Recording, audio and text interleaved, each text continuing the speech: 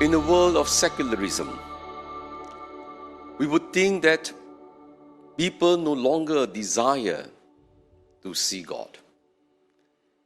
This is totally untrue. It is not because people have no desire to see God. Rather, it is because of secularism. God can no longer be seen. In the hearts of every human person, we do seek God. The fact that you are seeking for love, for meaning, for purpose, for identity, you are seeking for God. We know that we need more than material things to find fulfillment in life. But even then, relationships do not always last. And that is why we are all seeking for ultimate love, ultimate joy and meaning. And that only God can provide. You cannot see God face to face. All our encounters with God are mediated through some tangible experiences. We can feel His effects. We can encounter His effects. The works of Jesus, therefore, show us the mercy and love of the Father. That is why if we want to see the Father today, we can only see it through Jesus, in Jesus.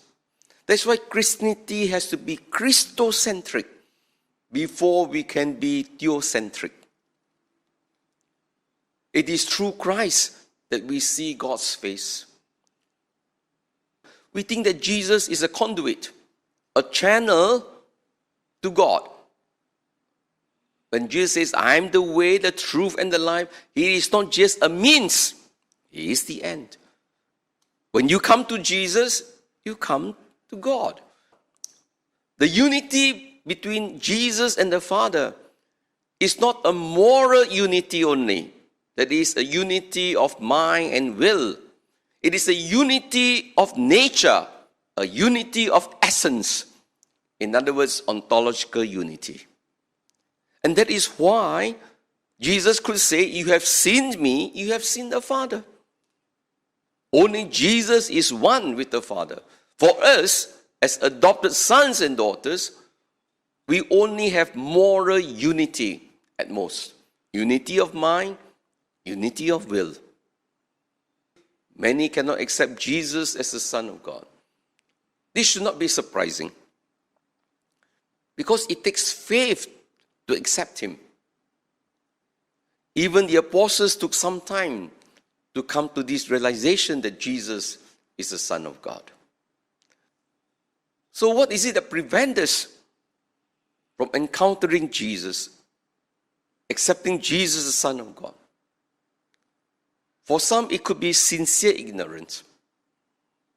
Then God will certainly lead them to Him in His own ways unknown to us. But it's different from those who are willfully ignorant.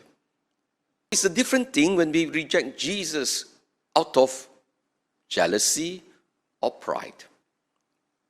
So if we want to come to accept Jesus, what we need is to be docile to the Word of God.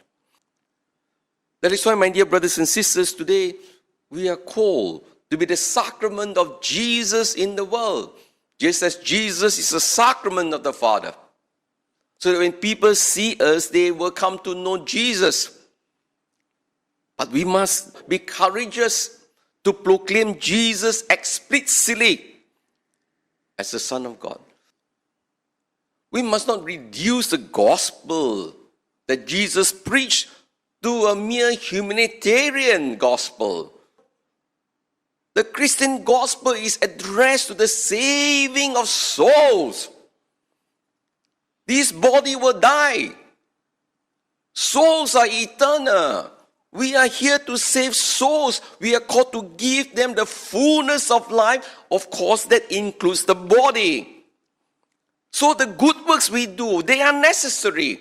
Works of mercy are necessary. But it is in order that as we do these good works, they will come to know Jesus. Jesus is the ultimate goal of Christian humanitarian work. So that they too, when they come to know Jesus, they will turn to him.